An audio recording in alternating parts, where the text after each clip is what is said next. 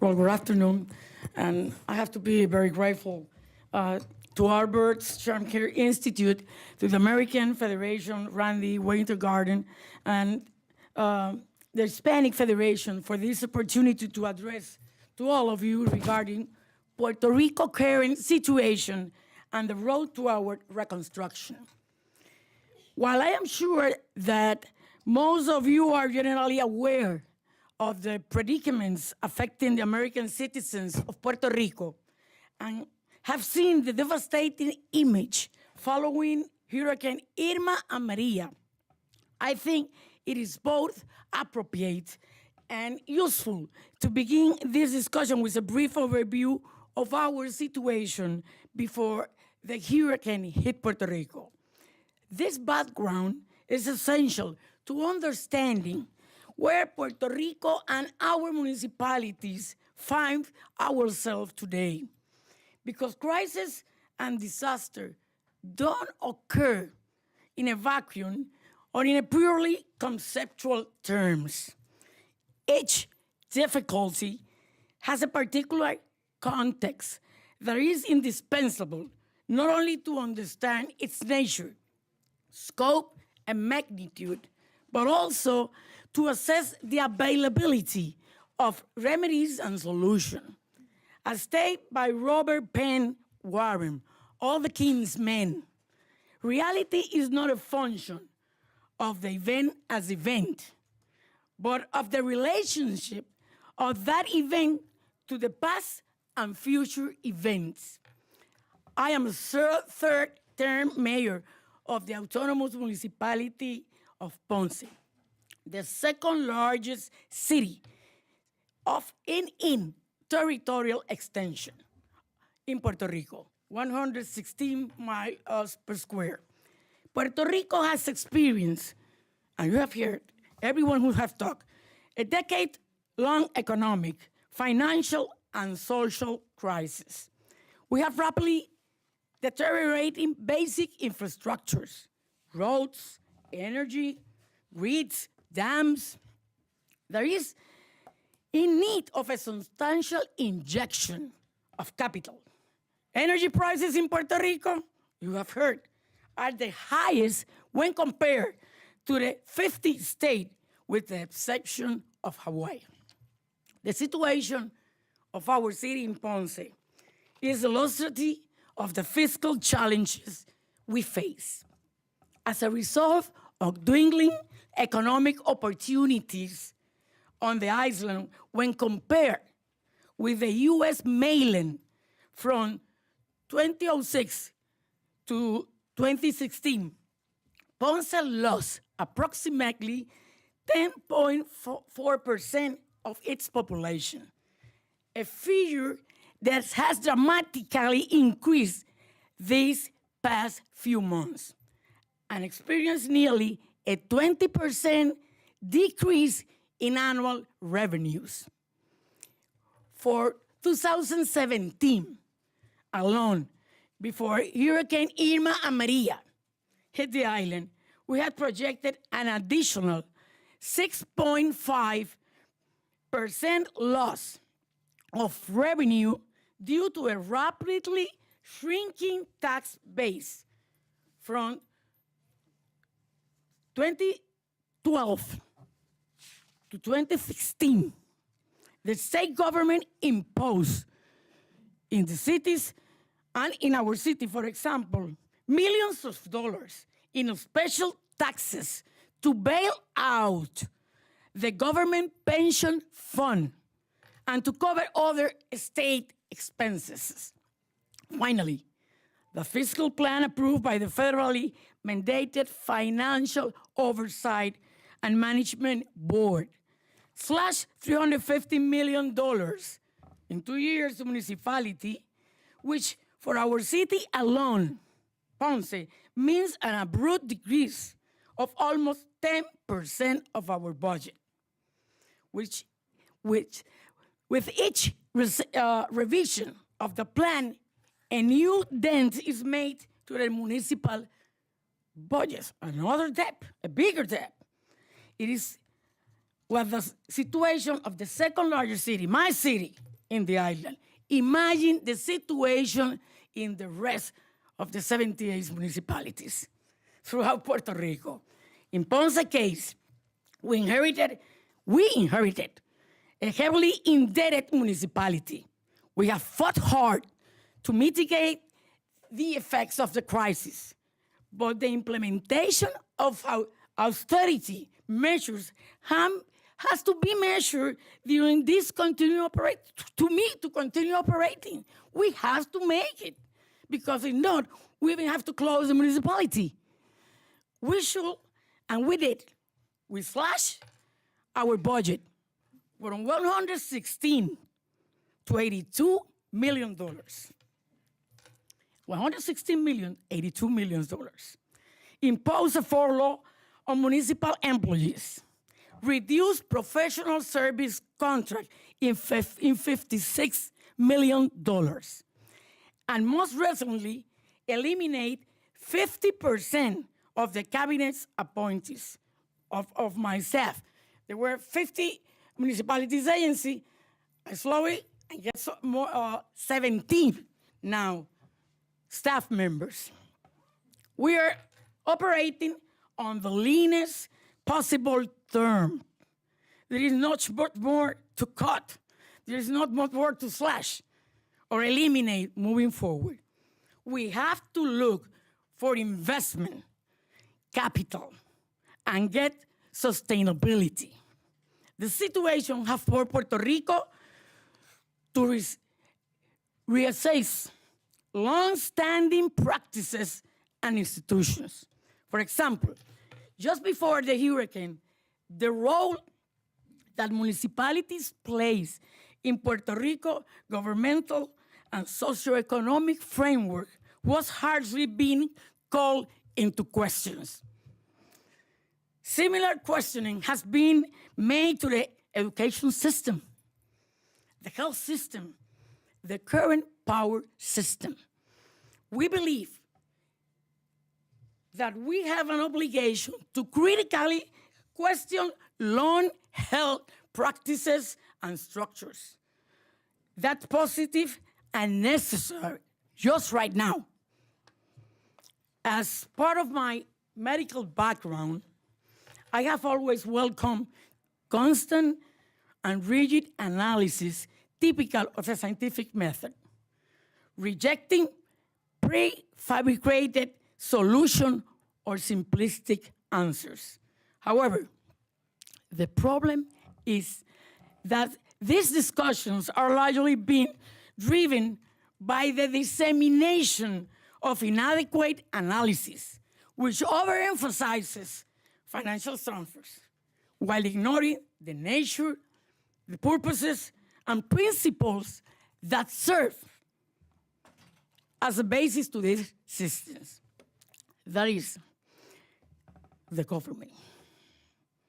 That is, and we cannot ignore this.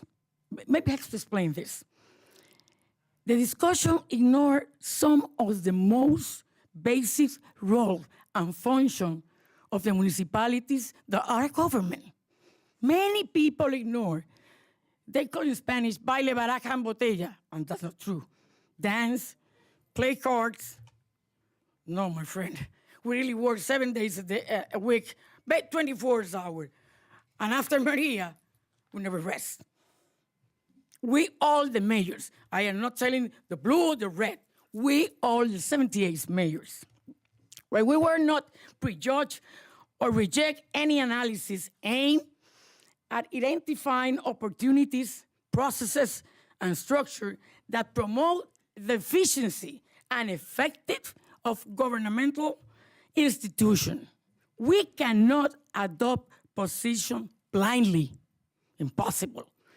Without specific studies and proposals, without knowledge of the condition under it will be implemented, without all the necessary data to make a responsible analysis, we cannot issue our endorsement of the proposal or emit an opinion on their desirability.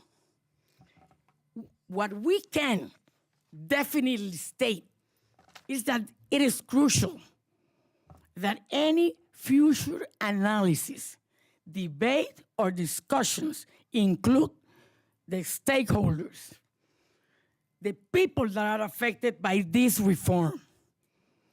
In the case of the changes of the municipal structures, it is imperative that municipal officials who have direct knowledge of our region's needs and capabilities must be effectively integrated into the process.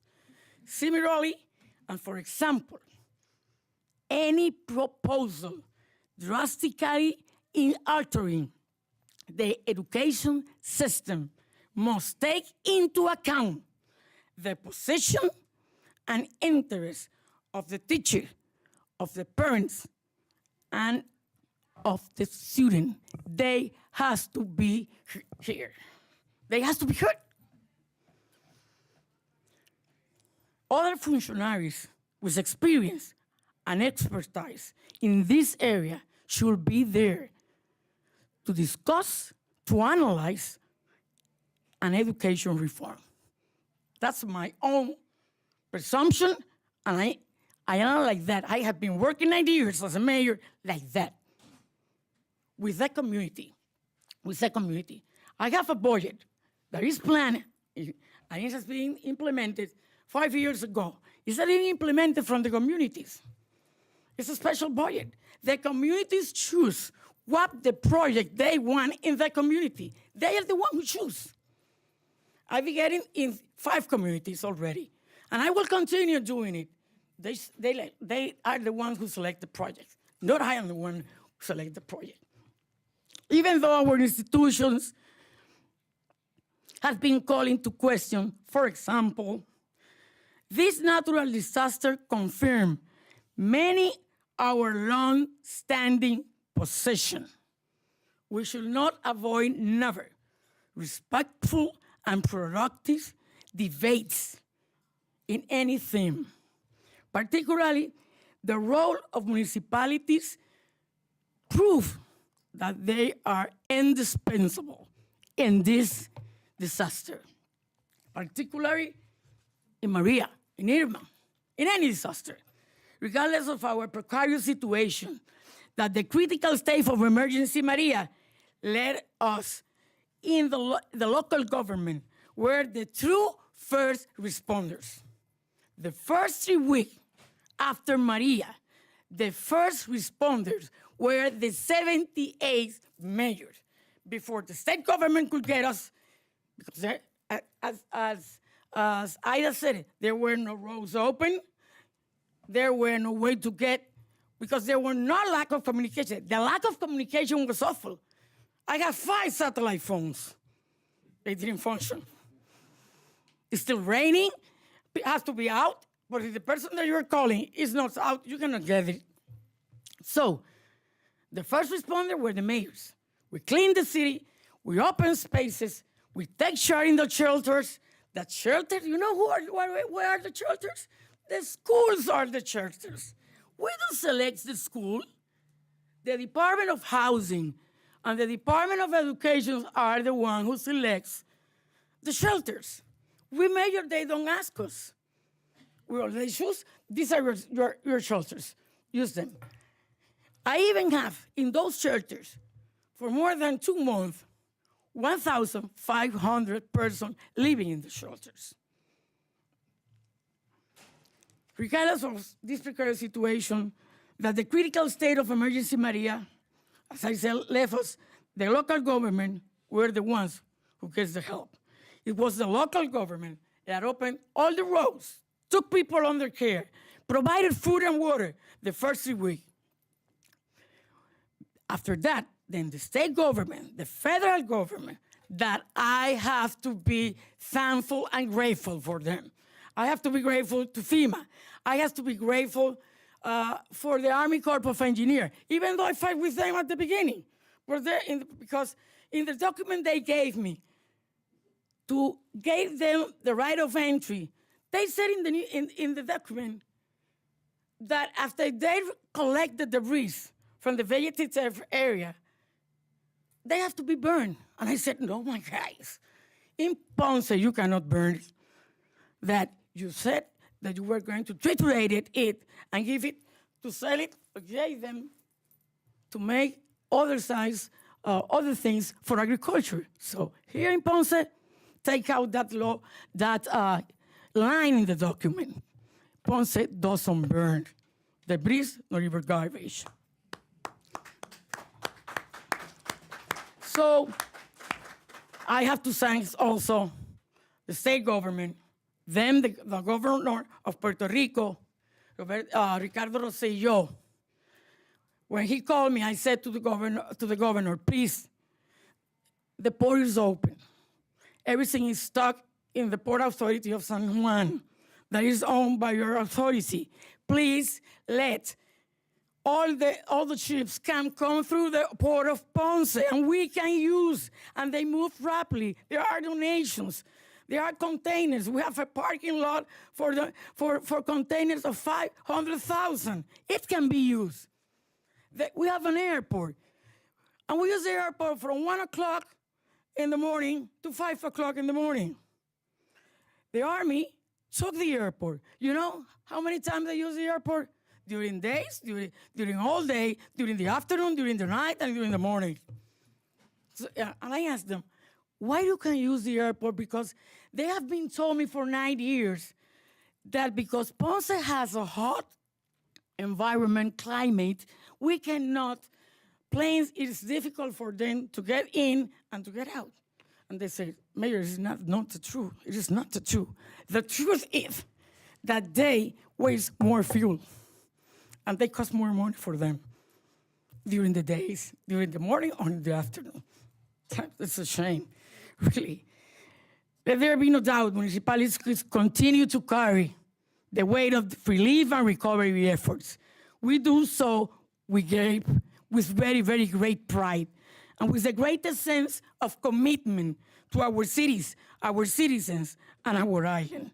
Serving the people, that is why we are elected for serving the people, not our pockets, not for contracts to our friends. No, sir, it's impossible. It's to serving the people.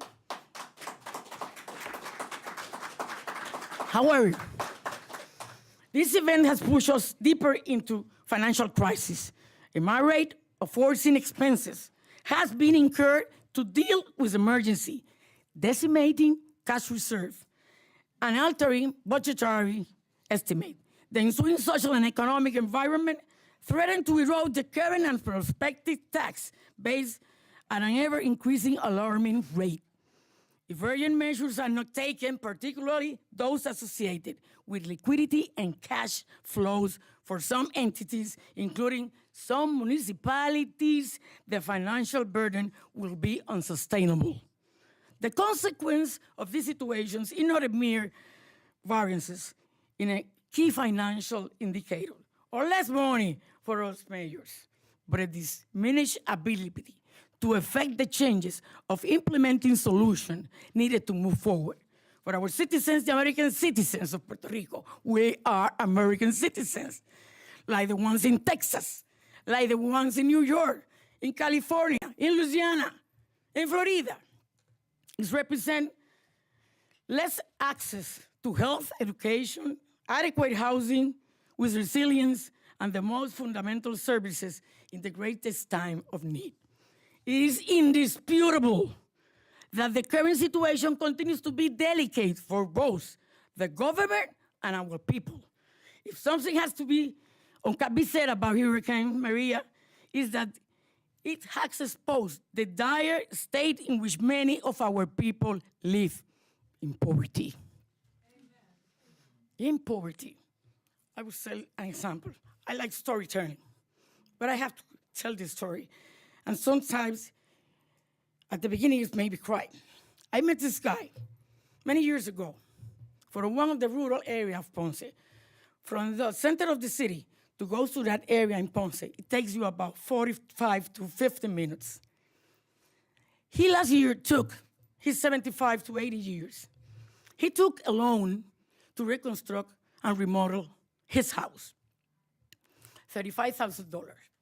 The day of the hurricane, he lived in front of his son. His son has a big house, strong house. The house of this guy, this man, old man, was made of wood.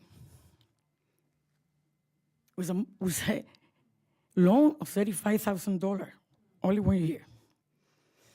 His son called him and said, "Father, please, move out, come over here." He took his wife, moved to his son. As they closed the door, the hurricane, in just minutes, destroyed the whole house. He has been in the hospital 2 times. He has lost 25 pounds. He looks like an old man of 95 years. Now FEMA helps him, and they only give it $26,000 to reconstruct his house. He has a loan of $35,000. He has to construct a new house. He has been, and only 3 weeks ago, 4 months and 1 week, he has again electricity and water again. That's the way people in the rural area living without electricity. I have in Ponce 40 communities, my friends, 40 communities. Our families continue to fragment. There are still many people without access to essential services, without power. The reconstruction process is long and arduous. One that will be required substantial assistance by the private sector and federal government. However, the picture is not entirely bleak.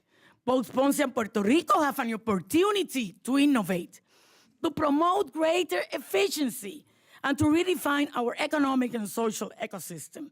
We are not motionless, never, waiting for a more favorable operational environment. On the contrary, we have the motivation, duty, and capacity to promote genuine reform, to strengthen public governance with emphasis on essential services, foster investment, promote economic development of the island under conditions that encourage and development of the island for allow both the business entities and the citizens to make a long-term commitment with Puerto Rico. We have to look for ways to develop and diversify our economic and business environment and to adapt to its global trends, where it is necessary to promote stability of existing business and industries. We must embrace disruptive, innovative as the spearhead of economic development. It is fundamental that we integrate technological solutions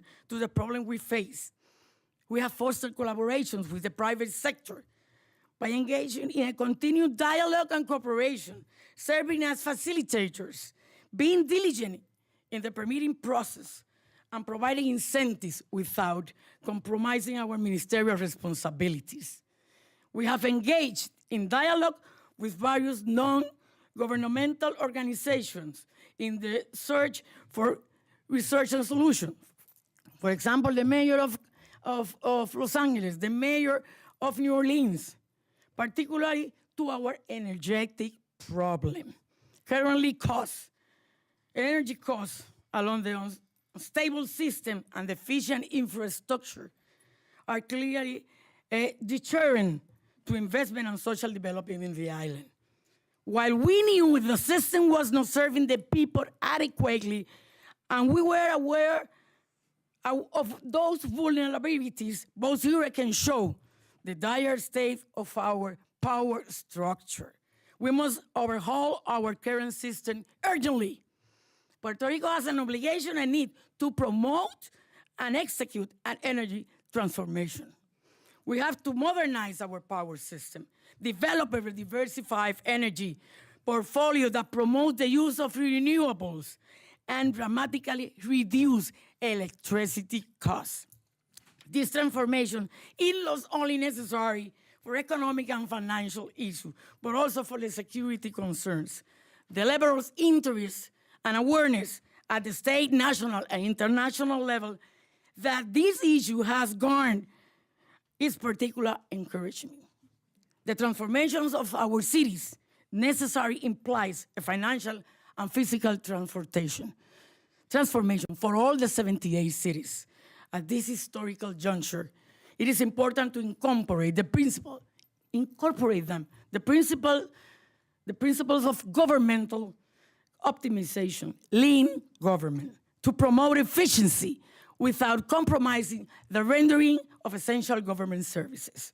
We have intensified efforts in the search of federal funds that allow for investment in essential infrastructure. By investing in Puerto Rico, the U.S. government, Mele, is investing in the future prosperity of the United States of America.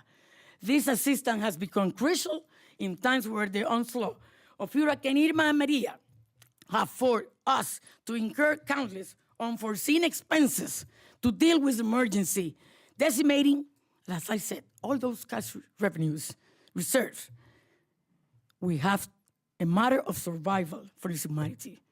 And those municipalities, economic development, taking care of all of our people. That's our job.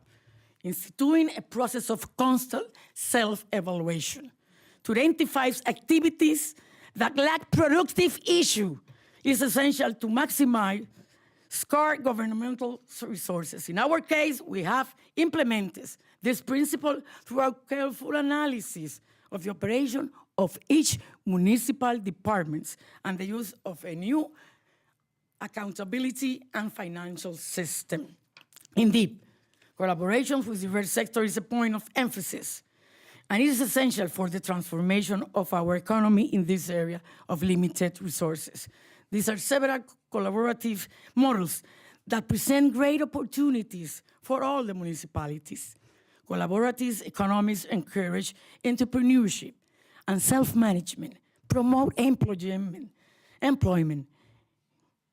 facilitates access to capital management and business management. Our municipalities have to support this effort and serve as facilitators in this process, eliminating regulatory barriers and making underutilized assets available. Finish in the development of public-private partnership, they call the P3. There are significant opportunities for the development of critical infrastructure and better utilization of assets. In Ponce, we are currently evaluating multiple initiatives to revitalize our historic center, provide sustaining housing for low-income citizens, and develop critical infrastructure, including our port, who is open and doing business, among others. As I have constantly stated, we, the American citizens of Puerto Rico, are resilient. And as we have shown in the past, we are not afraid of being dynamic, making adjustments, and being proactive when dealing with the challenges that are presented to us. For us, the old saying still rings true. With great challenges come great opportunities. And we are prepared to take advantage of those opportunities that come to our way. Please understand, we need your help. We will continue. Next week, we're going to prepare the CDBG-DR project for each city. The mayors are the one who made it. The mayors are the one who are giving those projects to the Office of Reconstruction in Puerto Rico. We, the mayors, are prepared to manage federal funds. In Ponce, there are other many cities that can manage all those funds, and we have profit. I have to say that I have been very grateful for this opportunity, but I have to be thankful also to Mele, to people outside of Puerto Rico. These people help doctors from Latin America, people from all the state. The communities were rising up also. The community opened their spaces and close to our local government. That's the opportunity it brings us, to know our people more behind us. And we believe it's time to do a greater job. It's time to reconstruct. It will take long, but we can do it. We are Americans, and the United States knows that we are part of the United States of America. Thank you very much.